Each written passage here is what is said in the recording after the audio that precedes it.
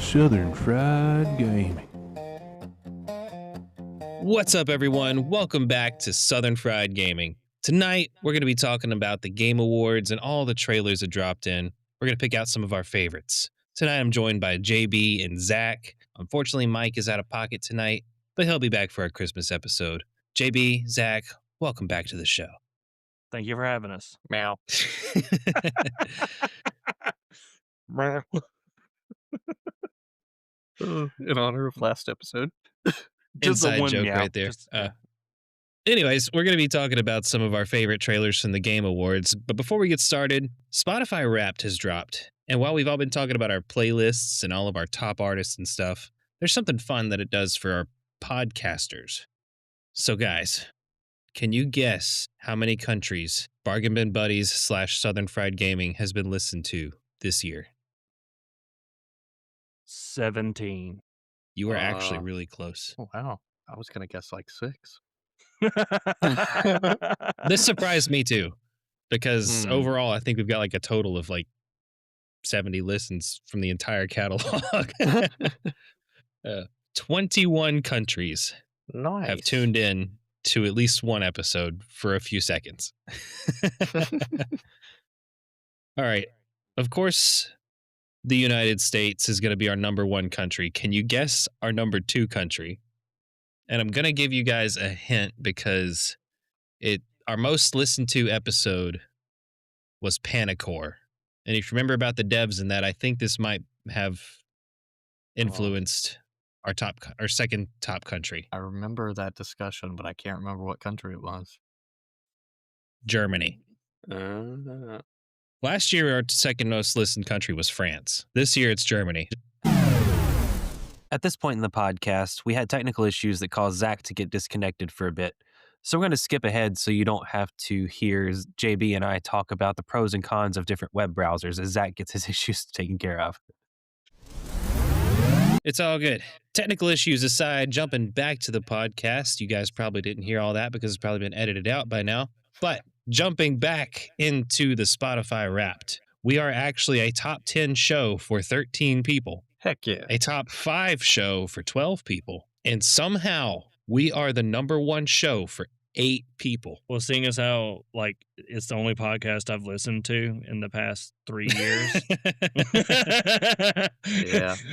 It's my What, like- podcast and it didn't even make my top 5. Dadgummit, Caleb. You let us Oh, down. Oh, man. He's like, I already listened to this a million times. We'll try and edit this. I I'm not edited this. I don't want to listen to it again. do it again. Yeah, no, exactly. Like, I don't live wanna it, listen to then I this edit it, and then I 13th listen time. to it once to make sure it uploaded Right. properly.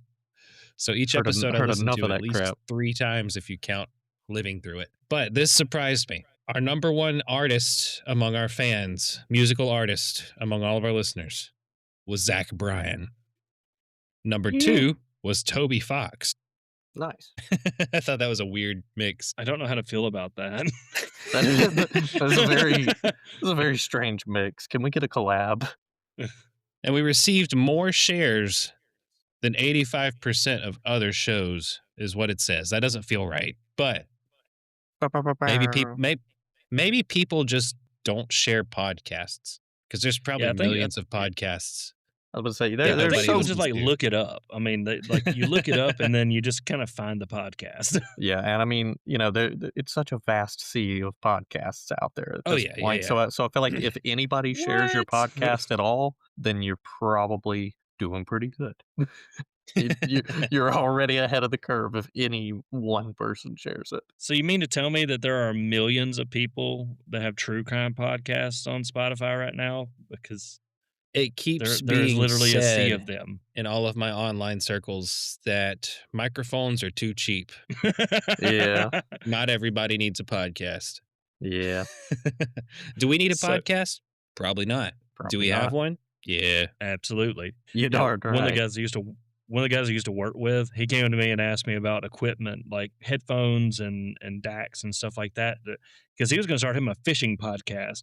And so Heck he yeah. sat there and talked to me for 45 minutes about what he was going to start doing content on. I'm like, dude, I really don't need to know any of that. I can tell you that that this is going to be what you're going to want to carry around because you're going to be trying to go and set up shop mobile. You need to do this, this, and this. And I was completely making up part of it because I'm not an audio engineer.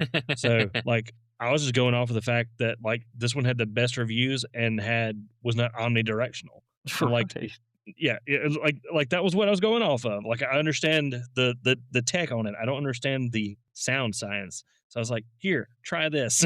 Right. Get out of my office. Like, look, I might be a tech guy, but that's not my kind of tech. So Exactly. I'm a nerd. I'm not a sound nerd. I struggle with audio production so bad, and that Oh, does yeah. not bode well for this podcast because I've been editing it. This is our second episode. We're recording in Riverside. The first one was kind of rough. You could probably tell in the audio because I'm not used to it yet. But hopefully, I got my mic set up a little different this time. Hopefully, I sound clearer, and everything else should go according to plan. I'm going to give myself a little more time to edit this one. With Christmas coming up, I should have some more time off work. But anyways, yeah, that was Spotify Wrapped.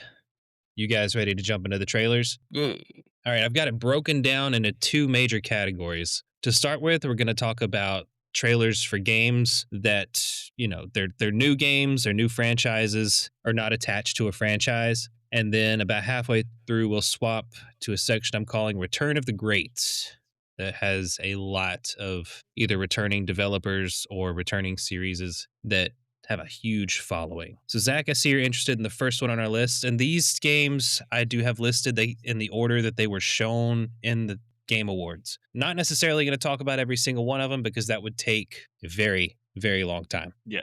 So actually, further down the list, there's Decrepit, which was before Audio Mech, but Okay. but We can I talk didn't about put it that in one order. first. Okay. Oh, yes.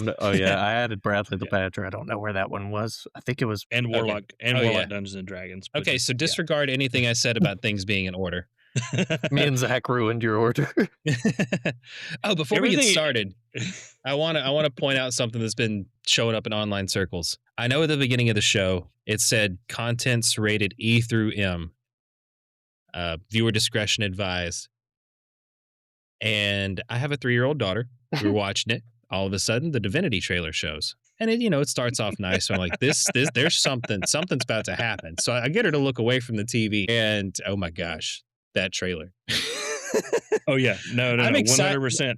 I'm excited for a new Divinity game. I really like 1 and 2. I've never beat any of them. I'm terrible at beating RPGs. I love I'll play them. I just don't finish them. I get too Yeah. involved. I'm like, well, what if I played it this way? And then I'll start over with a different build. And yeah, that's kind of how it went. But that seemed dark. That was like Diablo levels of dark, but maybe yeah. even darker. I don't remember Divinity 1 and 2 being that dark. The biggest thing about that trailer to me, and I know we're going to talk about it later, the thing that was darkest to me was that it was like an open sacrifice where he was being burned alive, and it was a fair. Like the burning of this man alive was the draw to the fair. Like they're having mutton Right. and they're having candies and there are children playing around, and then there's like this one weird little sex thing happening off to the side, like an orgy right next to the Yeah, we're just going to man go that's on ahead and fire. start the podcast off strong. We're having human sacrifice and orgies in a trailer that started off the Game Awards night. Good gosh. I know, like I was just like, Jesus Christ! I'm so excited for the game, but the trailer was just like, is this going to be in the game? Right? It's just like, Like- is like- this what the game's going to be like? Because I don't know about am this, I gonna man. be am I gonna be am I gonna be the little short guy that was running away from the guy being sacrificed that got trampled to death, or like am I coming in to investigate like what happened after the fact? Like no, like 100%. Like that trailer was wild. As an adult, I loved it. I did like for you, like there were like Yeah, I'm in not the- a prude. in I'm the- not saying don't put that Yeah. stuff in the awards. Just give me a little heads up beforehand. Well, the restream has like a little thing that's like this next trailer is for rated M for Okay. mature. So That like would've the been nice. restream had it, and I think that they realized because a couple of trailers had some stuff in it. Divinity was the wildest one, but like there was some stuff that had some mature content in it, Yeah. and like it should have been in the live stream because I didn't watch the live stream. Yeah. I had things to do that night and just Yeah. you couldn't make it. And by the time I actually could have got on, it was already like almost done. Okay, so the first game that was on our list that I added was Decrepit. So horror game, self-described on Steam as having soul-style combat, but it's a first-person horror game and it's got puzzles, fighting, exploration. It was probably the thing that I got the most excited about. Like I was giggling like a child watching it. I was like, oh. This game is the one that actually will be on my playlist for sure in 2026. If it's too, I don't know if it's if it ends up being co-op, I totally want to play that with you because I did watch the trailer before recording tonight. That was one that I was working on getting the daughter out of the room because it looked like it was about to get hairy. So yeah, I don't know. It doesn't really say whether or not it's gonna be single player. No, it is. It's single player. Okay. Yeah, but that one looks. It does look fun. Oh my god, it looks so fun, and it reminded me of Outlast, and it reminded me of a couple of other games I've played recently. But it's more focused on battle exploration rather than just like run and hide mechanics. Now, granted, they're like horror games love the run and hide mechanics, but being able to just like beat something over the head with a mace, I mean, it's fantastic. Like you start freaking out and just start spamming the left click. That's Right. that's the moment. That's the moment. Yeah, well, I'm not that big of a horror game guy in general, but like watching that trailer got me pretty excited. I was like, oh, I might actually play this. This looks really fun. And if I'm too chicken to play it, I got to at least watch somebody play it because this looks really good.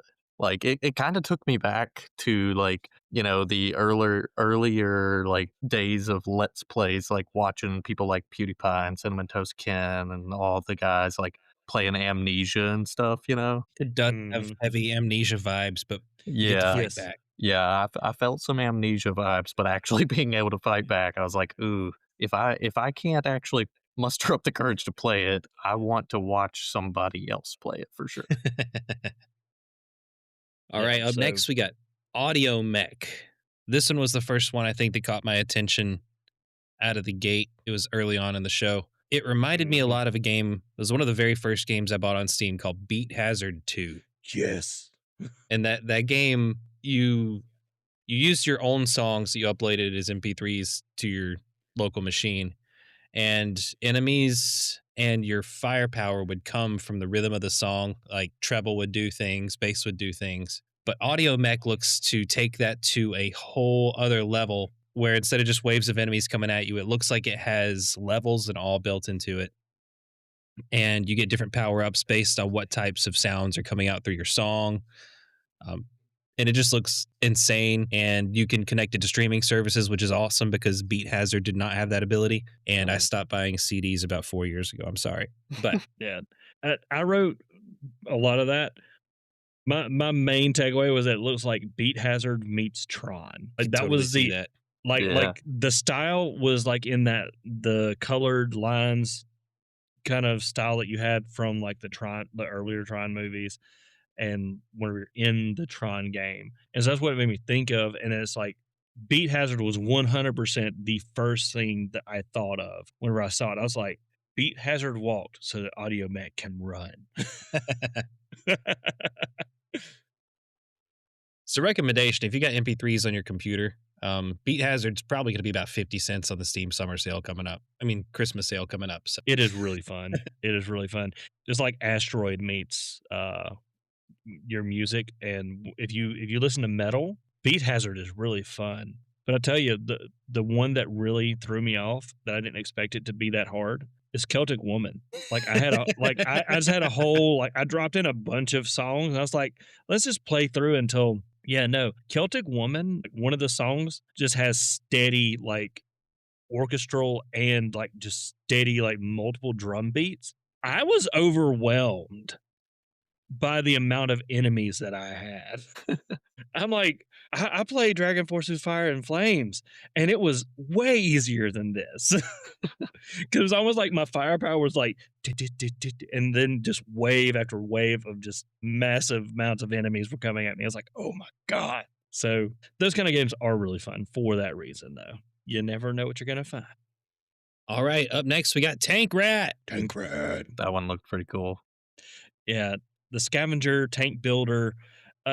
So it's kind of hard not to try and compare other games to like new games to older games because you want to Mhm. find something that's kind of a corollary. So like to me, it looks like mixing like a scavenger style game. So like you're like Daisy or Rust or somewhere where you're collecting things. Right. You're going out and scavenging with something like RoboCraft where you're like building out this custom mech. So I just felt like it was like a really gritty, more realistic version of like some of those RoboCraft, some of those games where you build out your custom weapon and vehicle and then just roll with it. Because like some of those designs that kind of came through in the trailer looked really weird. Like the one that just looked like it was just like an oblong shape was the only thing I can think of, and it just was driving straight in an angle. Like it has all it like I'm like. Okay. The first thing that came to mind when I was watching this trailer is in the design of the vehicles. The game's it doesn't have an anime aesthetic, but it reminded me of that one of Akira Toriyama's manga that I read a little bit of, and I think it recently got an anime adaptation, Sandland. I know it had a video Yeah. game recently, Yeah, yeah. and that had a lot of vehicle customization in the game, but believe it's been a while. I think they had like a bunch of really cool tank looking vehicles fighting in the desert, and that's kind of what the designs for these vehicles reminded me of. So I'm excited to give it a try at least. It's out of my general forte of games, but it's out of mine too.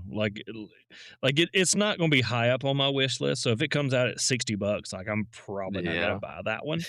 But if it comes out at like 30 and then drops down to like a summer sale to like 20, I could see myself paying $20. most def. I don't see myself paying $60 for it. Like Decrepit, I'm willing to go up to 30 or 40 because it just looks really good. I don't know that I'd pay $60 for it either, depending on how much gameplay it actually has. Right. But like there's a couple on our list that they're going to be AAA style titles that $60 is going to be what they come out as, or $50. But like these are like you kind of brought up earlier, like they're not from, a lot of these aren't from like big name studios, from people who have a ton of content. Like these are from the little guys who I expect them to come out with a little bit lower price tag, a little bit less content, lower price tags, and get you in the door, and then they'll start building bigger and more outrageous content. And that brings us. This next one looks wild. Stupid Yes. never dies. Yeah, that one looked stupid. It did look stupid. In a good way though. Yeah, I don't know what type of game this one is exactly, but it looks so insane that I want to play it. Right. So the main character is a zombie. He's fighting through all these monsters to save the human that he loves. And they sing a punk rock song together in the trailer. And I'm just like, I'm sold. It's Like very anime, very anarchy. Yes. Like a Borderland style drawing for like the trailer to me. Yeah, it's got a very anime cell shaded aesthetic. Yeah, I felt like the art style kind of made me think of like the Shin Megami Tensei games. I could totally Gotcha. see that. Yeah. Yeah. But that one looks like an action adventure game, I think. I don't think we saw a lot of gameplay for that one, but it did have a good song. And that's all it really needed. It got my attention. Mhm. Right. It was very high octane, just weird and wacky and cool. All right. This next one is one that I'm actually really excited for. Coven of the Chicken Foot. Did somebody say chicken? Somebody did say chicken. Nom, nom. This one's got a cell shaded aesthetic as well, but it looks. I don't know if it has anything to do with Baba Yaga, the Legend of Baba Yaga. That's what it reminded me of. You play as an older woman with chicken feet in the forest, and she doesn't fight directly. It looks like an adventure puzzle game, but she has this being that she can communicate with that seems to do the fighting and the heavy lifting for her, and it just looks like a good time. I'm a sucker for that style of indie game, and it looks like it's art style looks it just looks like my vibe.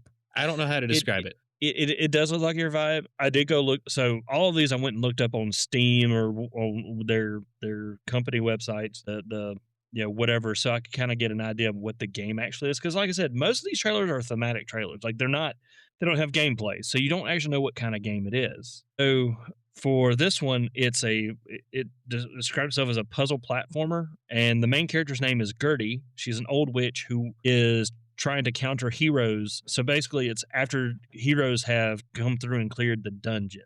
So Okay. like, yeah, and so she's supposed to form a special pact with this creature that she's working with to prove her worth to her coven of the Chickenfoot.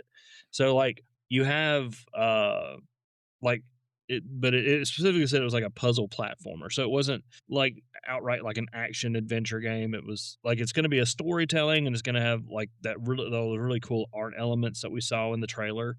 But yeah, no, like I feel like that one's going to make make the list of things that Caleb completes this year. Yes. Yeah, I could see that. Yeah, not just that Caleb plays it. I think that's going to make the Caleb completed it this year. Dude, I found my sweet time is like if a game is anywhere between 8 and 10 hours long, after that, I just might as well not even play it. It depends on if it triggers like that thing in the back of my brain that I'll play it for 600 hours or not. Like that's the thing is like Valheim, never would have thought that would have been the game that I've got over 1,000 hours in. Like same thing with like Phasmophobia. Did not think that was going to be the game that like I broke those, like that just triggered the thing in the back of my head that was like, I can play this forever. I will never get bored of this. So that may be maybe Coven of the Chickenfoot will scratch the itch in the back of your brain. Speaking of scratching the itch, Exodus looks like it will scratch that Mass Effect filled hole in your life. That was an awful segue, but it was fair. I give it 4 out of 10. Yeah, Exodus. I don't have a lot to say about this. It looks like an emotional, epic sci-fi adventure. Looks like choices matter. I could be wrong on that. Mhm. But it looks heavily inspired by Mass Effect, and if you've been missing something like that, I think this game could be for you. Yeah, I really liked the trailer for that one. Even after reading up on it, I still don't have a ton of understanding of how the gameplay is going to go. So that one's going to be a surprise for me whenever I start seeing gameplay of that. Yeah, that was one of those that was cinematic only. Mm-hmm. Mhm. Well, like even the page on Steam doesn't like it calls it a sci-fi action RPG. So it's like, okay, what action RPG can be like 70 different things. Yeah, it's a pretty broad genre. Yeah. So I think it's going to be a good surprise. I think that granted it's 2027, it's a long ways out. We'll probably see some betas later on in the year, but it does look really good as well. And this next one is something that also looks surprisingly good. Screamer. It looks like an emotional anime racing game. Yeah. It's Gabriel. None of the like it's definitely not originally matched up with English. So like just like watching the trailer and like watching the mouths, like it was definitely not originally recorded in English. I fell off the Need for Speed franchise when they started forcing story into the game. But for some reason, this trailer made me want to find out what's going on in a story. Yeah.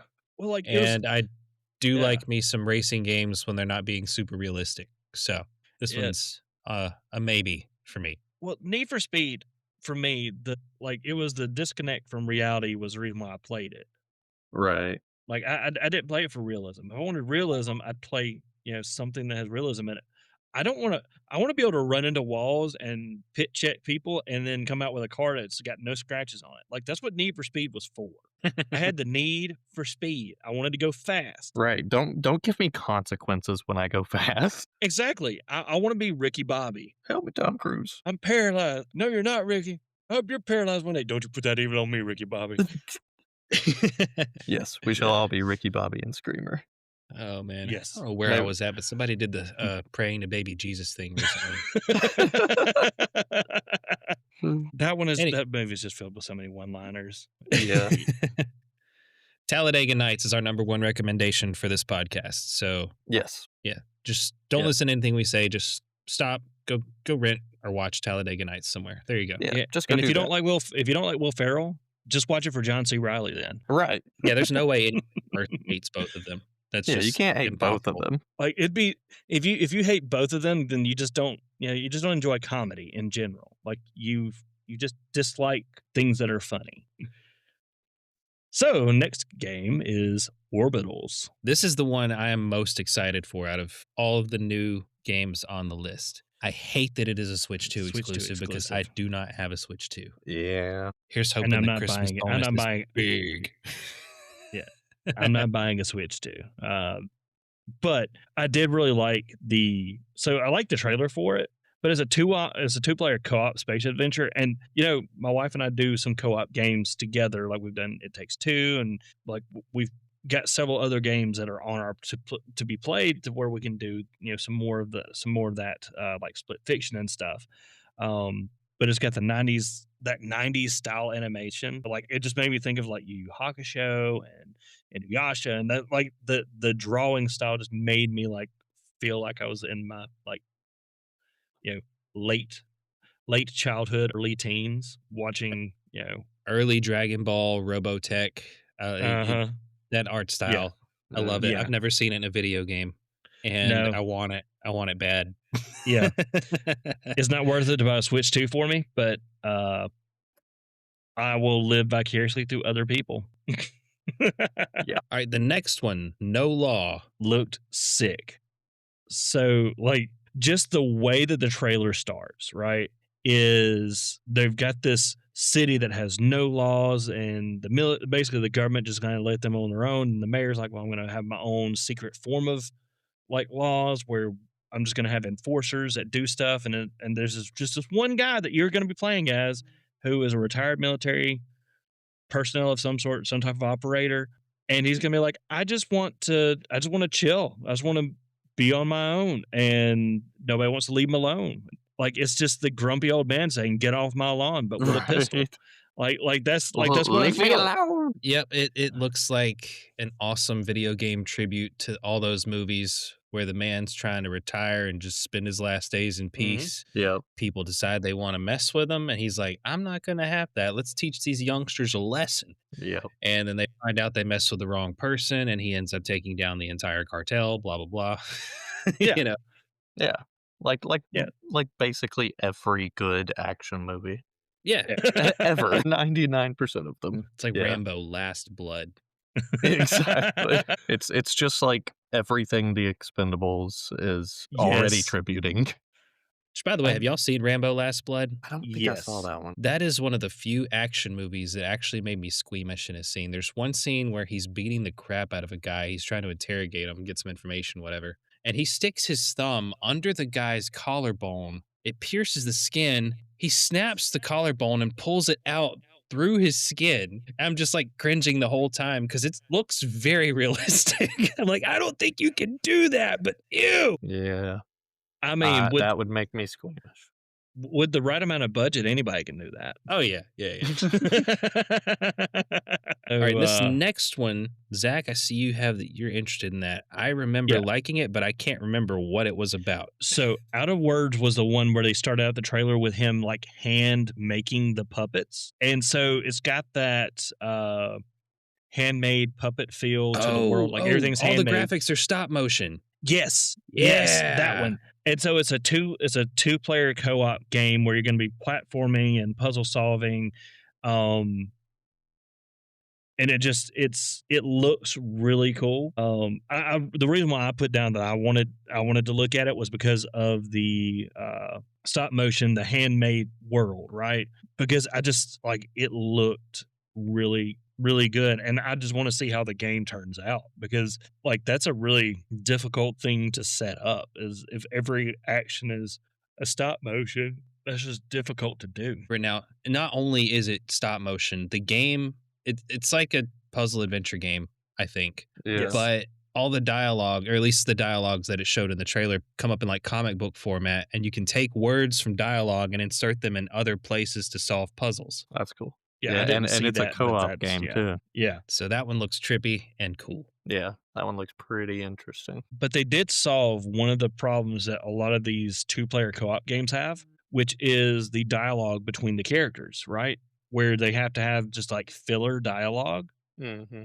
They don't have mouths. They don't have to have filler dialogue. You can just fill it with Yeah, yeah, yeah. music.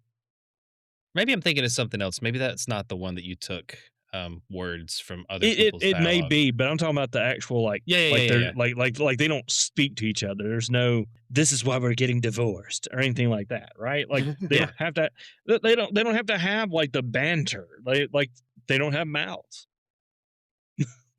They solved a problem that they didn't even realize that they had. All right, next up we have Bradley the Badger. Take it away, JB. You have a hand in game development. Bro, Bradley the Badger just looks hilarious. Like it's 3D platformer, but it's like parodying all sorts of popular games from Souls-likes to, shooters and just everything. And so the main character is just this adorable little badger guy, and he's like narrating the whole trailer, and he basically finds a video game controller that lets him control the game that he is playing, and it's like fourth wall breaks and everything. It was just Very meta. yeah, it was Yeah. super meta kind of game, and I really dig that. And of course, it's adorable. Like the character's cute, the art style's really cute, and even when it's like the Souls-like version, Badgerborn. Badgerborn, it's like, well, this is just terrifyingly adorable. So I thought that one was really neat. Yeah, but you like solve puzzles and stuff, like you would expect in a lot of 3D platformers like that, but the way you do it a lot of times is, kind of game dev style where you're modifying code almost. It's not literally yeah. code, but it's like programming logic, more like Yeah. more Putting in abstract new objects logic. so they don't Yeah. have textures yet. Yeah, you're adjusting the world. Right, you're adjusting like the you- world, you just change the logic on an object so that it is now explosive, or you change the texture on an object. And so it's just modifying everything in the surroundings. And so it's not all the text wall of actual programming, but more just point and click basic programming logic. So GUI drag and drop. yeah. So it's pretty cool. And that brings us to the final game, which could technically be one of the Return of the Greats, but it didn't really show gameplay, and I don't know what studio is making it. Yeah, I don't know who's making this either. Hold on, I had it pulled up. I was to say, did they say? Surely they did. While he's looking that up, this is Warlock, Dungeons and Dragons. It was all cinematic, so I have no idea what type of game it's going to be. Maybe Zach can let us know once he vigorously types it out, searches it. That's not me. I'm scrolling. I already had everything. pulled up. that was my tappy. Oh, Invoke Studios. Invoke. I've never heard of them. I Do they don't have know any- who that is. Let me look at the credits. What else have they done? So one of the things that they talked about was that it's supposed to be an immersive and expressive magic, which to me sounds like there's going to be there's going to be some type of flexibility in how you deploy your magic. Okay. Invoke Studios made that really good, or at least I thought it was good. I don't think the game is live anymore. Dungeons and Dragons Dark Alliance. But yeah. That I was a remember- fun- I remember That's hearing about funny. it. I never played it though. It was very repetitive, but I liked that about the game. That was one of the reasons people stopped playing it. I don't think it had enough content to sustain it. Yeah, But if they can I want to say that I heard a lot of negative things about Dark Alliance. If they can take that gameplay loop, expound upon it, and maybe looks like narrow it down to a single class type with other items and stuff, I think that'd be a really good one. So here's hoping it doesn't Yeah, repeat itself. but the cinematic trailer was beautifully done. Yeah, what Just- the, Didn't give us anything on it. It's like the pact has been made. there was a lot Right. of licensed music in these trailers. I believe this trailer had Tool. Was it Tool? Maybe. I don't Uh, know. I watched 59 trailers for games, so I'm not even gonna lie to you. Like I have notes on what the content of the trailers were. I don't have anything on what the music was. For I any of the honestly trailers would or not any of even the- yeah. recognize if it was Tool. Never been a Tool guy. Yeah, they used Tool 46 and 2 in the trailer. So that was kind of cool. My wife actually came in and was like, "What song is this? It's kind of cool." So Nice. that is it for the new and upcoming original titles. Let's start with Return of the Greats. I hate that Mike isn't here because he would have lots of words to say about the return of something that fans have been asking for years in the Star Wars universe. Mhm. And that is the return of the Old Republic series. Star Wars, Fate of the Old Republic. We got a really cool cinematic trailer and not much else. It was a They really did cool say it was cinematic. going to they did say it was going to be a single player RPG. I'm expecting bigger, better stuff. Maybe not better cuz those games are legendary at this point. But it does have, I believe it said the creative director coming back from Knights of the Old Republic. Yeah, it is the same guy. So that's pretty cool. Personally, the thing I'm most excited for in the Return of the Greats, Lara Croft is back, baby. We got 2 games. two Yeah. games. So of course we have the continuation that happens after the, I don't even know what to call these games in the timeline. The most modern trilogy, I guess I would say. So we got a 4th game coming out there, and we have a reimagining of the very first Tomb Raider game, and I believe that's, I can't remember if it's called Shadows of Atlantis or something like that. It's got Atlantis in the title, and I should have done more research. But I'm excited for that one because it is being developed by Crystal Dynamics and Flying Wild Hog. That may not mean anything to you guys, but Flying Wild Hog has made some of my favorite PC shooters, and they know how to get wild with it. And this is going to be kind of a more action adventure reimagining of the first Tomb Raider. Flying Wild Hog has made the Shadow Warrior reboot, Weird West, Hard Reset. Love all 3 of those. So this game has to be good. And that comes out March of next year, I believe. Yeah, so we have 2026 and 2027 where we have new Tomb Raider. I'm excited. Yeah, this Tomb Raider, Yeah. the first Tomb Raider in the newest trilogy is the first game I ever 100%. So I'm excited. very nice indeed. All right, this next announcement should be pretty excited for our Crash the System guys. Crash the System is our local video game local fighting game group that hosts monthly tournaments. 2XKO is coming to consoles in January and will be cross-platform among everything. And if you Yeah. don't know what 2XKO is, it is a 2v2 fighting game from the makers of League of Legends. Crap, what is that studio? It left me. Riot. Riot, Games. yes, Riot Games, yes. Yeah. And I believe it even has, League of Legends characters in their roster as well. Yeah, 2XKO is League of Legends as a fighting game, essentially. Okay, And I didn't it- know it was actually Yeah. set in the League of Legends universe. Yeah, it's Okay. set in the universe. All the characters are League characters. Man, I was I've- invited to the I- early beta and I never played it. I played the beta, and I don't think I've played it since it actually launched, but I really enjoyed what I played of the beta. And I've always wanted, like, I've always really liked Riot's world. So, like, just Mhm. I love what Riot creates, except for the actual games.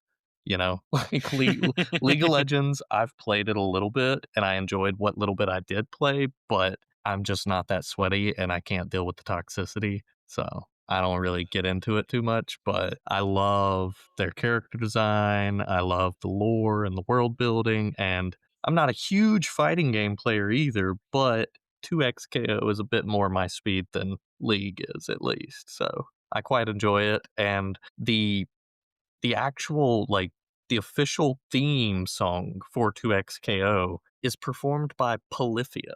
So that's pretty neat. I think my favorite feature of 2XKO is that with it being a 2v2, you can actually assign your characters, like you can have 2 people on one team Yeah. and 2 other people, so it can be a 4-player fighting game, which is rare. Yeah, it's really neat. Yeah, and it is a very wild, high octane game. Like the guys who Riot got to help them develop this are like some fighting game legendary devs. I can't remember who exactly it is. I want to say maybe it was I don't remember, but They are well known for making just absolutely crazy, high octane, exciting games in fighting game scope. So I hope to continue to see big things from that. Speaking of high octane fighting game things, they got the main cast of the Street Fighter movie to come out and talk about their movie. That was really cool. It was that I teaser had- trailer was pretty cool. Yeah, I'm not gonna lie, I had no interest in a modern Street Fighter movie until I saw how cheesy this one looks, and now I'm Right. kind of all in. Right. It looks. It reminded me of watching the very first live action Teenage Mutant Ninja Turtles movies as a kid Mm. And- in a good way, yeah. and I'm kind of excited. Dude, it's as soon as I saw 50 Cent as Balrog, yes. I was sold. With the haircut. With the haircut, I was sold that was my thing, was immediately. with the haircut. right. And at first, my brother-in-law and I first saw that like over the weekend, I was like, "Is 50 Cent gonna be in Street Fighter?" And he said, "No." And I showed him the picture. He's like, "Definitely not with that haircut." And then I'm like, "Nope, that is the official haircut for 50 Right. Cent. Curtis 50 Cent Jackson in." It looks like they just played Street Fighter 2, and it's like, yes, costume design, get over here right now. You're right. Even in the trailer, they had a scene where they were kicking a car, Yeah. like the mini game in between the mini fights. game. I loved it. So it looks like it's one of those rare cases where they're actually gonna, lean heavy into the source material and not try to move off and make it its own thing. It looks like they're gonna go full cheese, and I'm excited for it. Yeah. Yeah. I much prefer leaning full cheese into the source material like that. It's very exciting. Yes. And leaning into the source material, another big announcement we got for a returning thing was Resident Evil 9. Requiem. Earlier trailers showed off the new protagonist, Grace. It looked like a terrifying survival horror returned to the original roots of the franchise. Third person, over the shoulder camera and everything. But the big announcement we got is that Grace is only half the game. Leon Kennedy is coming back to Resident Evil, and he is going to be drop kicking zombies in the face, and his sections of the campaign are going to be action oriented, while Grace's are going to be survival horror, giving you a mix of both types of gameplay that Resident Evil is known for, depending on what generation you decided to play the games. So I think that's a really smart move, especially with, from what I understand, this is going to be the end of the Raccoon City incident storyline. I could be wrong on that, but I believe that's what it is. So I Yeah, thought I that was a pretty fun announcement. Yeah. They've got their whole website. They've got the whole story. They've got all kinds of stuff like lore and back end for this release. And I started to read it. I was like, you know what? No, I'm just gonna play it. Like that's gonna be. Yeah, I'm not gonna spoil it for myself. I'm gonna let TikTok spoil it for me. They will do so. They will do so readily. But yeah, I think that is definitely a smart move to give, everybody the Resident Evil that they enjoy. All right, next up, we have a game that I believe we've mentioned on this podcast before. If not, we talked about it on Side before recording. Lego Batman Legacy of the Dark Knight. This game looks like a Lego version of the Arkham games. Mm-hmm. And I think we've said before, Lego games, I put off playing them because I thought they were just going to be stupid little kid games. Not gonna lie, but they're all fun. They're all fun, and Yeah. they're all 2-player co-op, and they all, they're kid safe, so you can play it with your children. You can play it with your spouse who may not be so into games, and they're just a stupid good time. And this looks like a massive Gotham City open world. Get any vehicle you want. I believe they got like all the Batmobiles. They got all the bat suits, villains from every generation of Batman, lots of side characters. It just looks like a good time. If you're into Lego games and Batman, I don't think you can go wrong with this. Agreed. And if you're not into Lego games, you haven't tried them yet. Exactly. You just there's no way you've picked up a Lego game and thought this is not fun. I don't even care if you're a fan of the franchise, like if you don't like Batman, but you pick up Lego Batman, you're going to enjoy that game. You don't like Harry Potter, but you pick up Lego Harry Potter, you're going to enjoy that game. Those games are just stupid fun. All right, this next one's going to be a big announcement for our real-time strategy lovers. I could not think of the genre right there. This next one's going to be For our mega nerds. redo. No, we're in the thick of it now. You gotta stick with it. Nah, we can edit this out. Anyways, let me get my bearings because I'm laughing to myself too much. We'll do it live. All right, this next one was a pretty big announcement for our Total War fans. Warhammer 40K Total War. Have you guys ever played any of the Total War games? I have not. I have not either. RTS is not really my normal thing. With it coming to 40K, I might give it a shot. My thing is, I want to know if I can get the walking castle. Like the Yes. giant walking, like that's what I want. I don't care about any of the other units. I want the walking castle that turns to a direction and just deletes that whole direction. That's what I want. So if you've ever played a Total War game, you know the wars are massive in scope. The newer ones, you can zoom out of a battlefield, move over to a different town, zoom in, and control that battle. This one showed them up close on a battle on the ground, zoomed out, space battle, zoomed out planetary, and you could move to a different planet. So you are going to be managing armies on multiple planets and in space. And it just looks insane. It is probably the closest you can get to lore accurate Warhammer in a video game to the scope that Warhammer thrives to be. Now, am I going to play it? Probably not. I suck at real-time strategy. But it looks great. Yeah, I was about to say. I overthink I'll play the beta. I'll play real the beta. time strategy.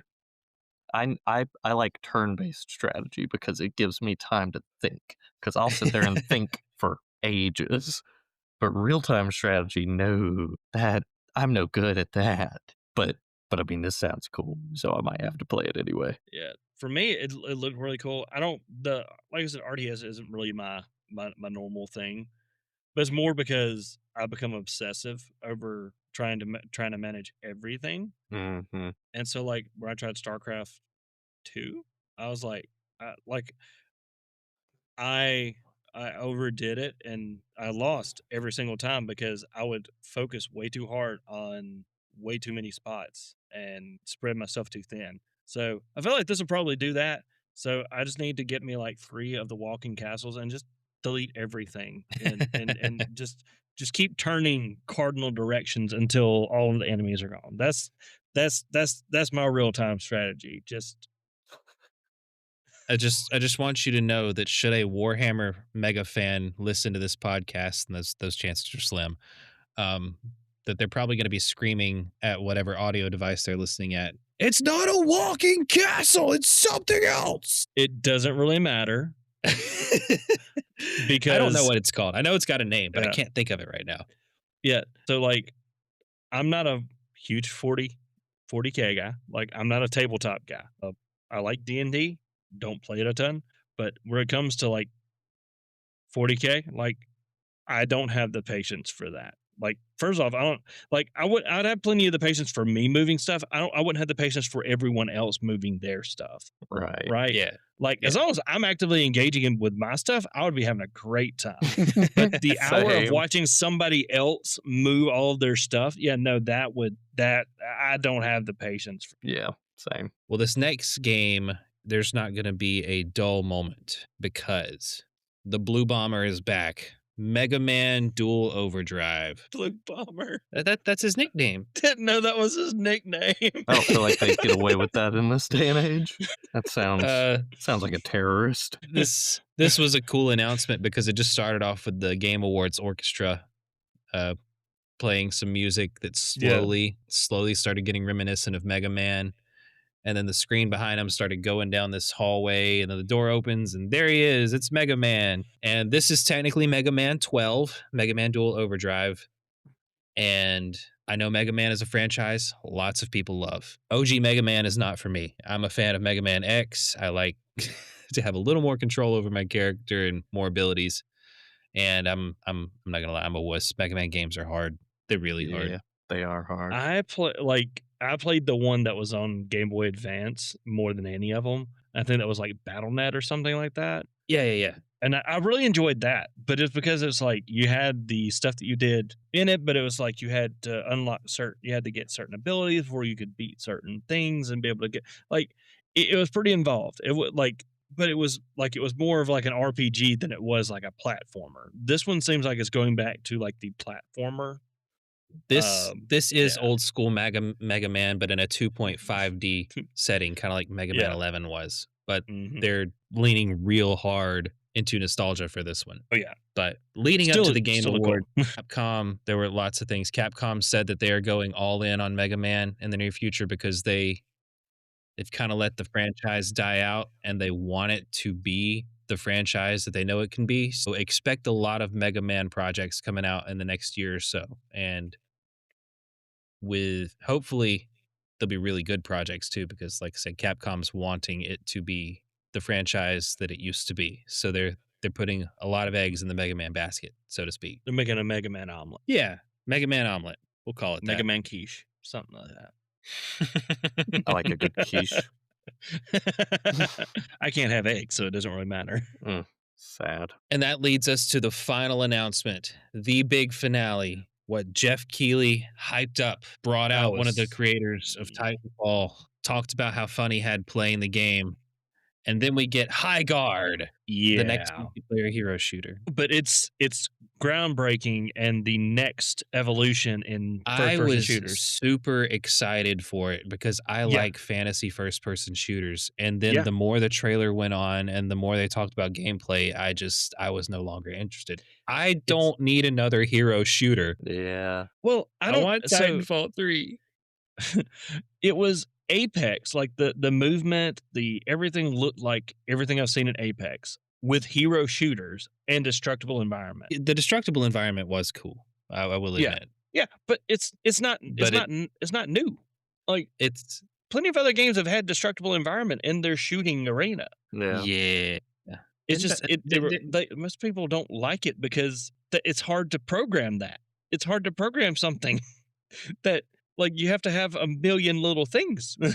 No. But yeah, that was the final game. We got High Guard, and it was kind of a letdown. And we're not the only ones that think that. You look up anything on the Game Awards on the internet right now. Divinity trailer should have been the finale. Yeah, it should have. Divinity trailer should have been the finale. Oh yeah.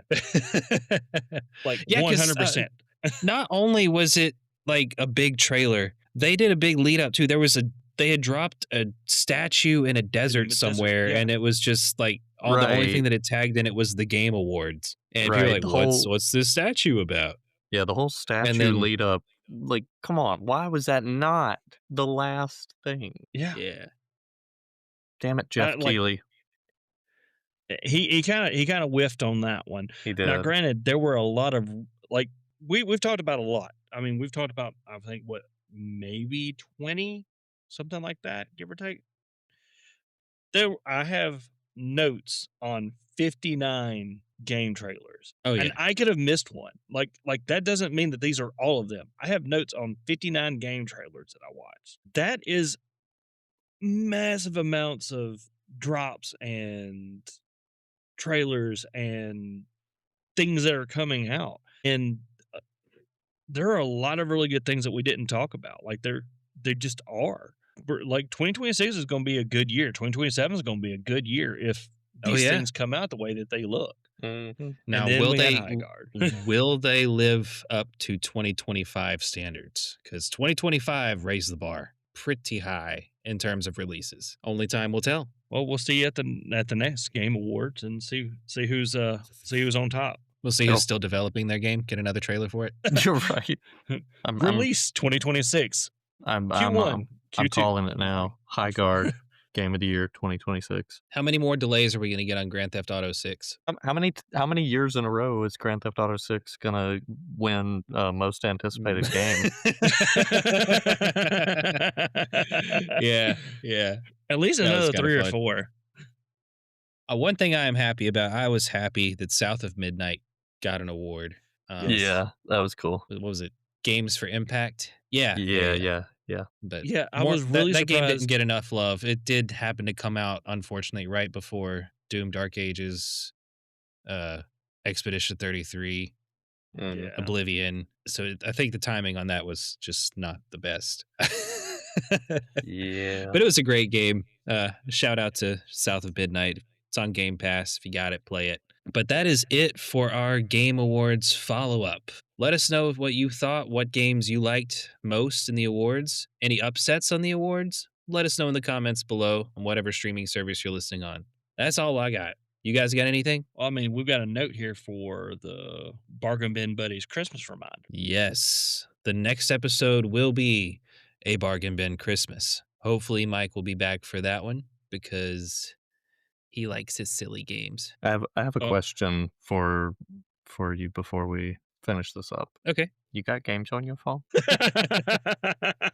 I do have games on my phone. I can play them. You can play them. Sweet. I'm sorry. No, I thought I'm you were not. going to segue into you had like an update on Chicken Run or something. Oh no. I was Don't- going to say that his Bargain Bin Buddy one was going to be a game phone. It was going to be a game on his cell phone. No, dude, I already know my Bargain Bin Buddy pick. I already know. It's I'm waiting to it's gonna see be what goes good. on sale. So the I'm waiting to way see what goes on sale. the way we're going to do it is all of the people involved in the next episode are going to pick a single $5 or less game. We are then going to put those games on a wheel and take turns spinning the wheel. And whoever it lands on is forced to play that game. I love it. Kind of like a weird Dirty Santa white elephant, but you don't actually give it to somebody else. It's just assigned to you, but randomly. You won't be able to get your own game. That is one of the rules. But Oh, So do you pick a game that We're gonna- that you hope someone will enjoy, or do you pick a game in hopes of trolling someone? that is completely the up latter. to you. The latter. 100%. The latter. 100%. That is the goal is maximum trauma. The goal is troll. Yeah, we for a just For please $1, no it's just a adult definitive only trailer. games. That is my only stipulation. Dad, comic Caleb. So no orc massage there. No orc massage. Sorry. Man. You know orc massage isn't going to go on sale for less than $5. That's a premium game. It really is. have to go on GOG. That's that good stuff. So anyways, tune in CDP. next time for Bargain Bin Christmas. If you like us, leave a review, rate us whatever you feel like we deserve, and we'll see you in the next episode.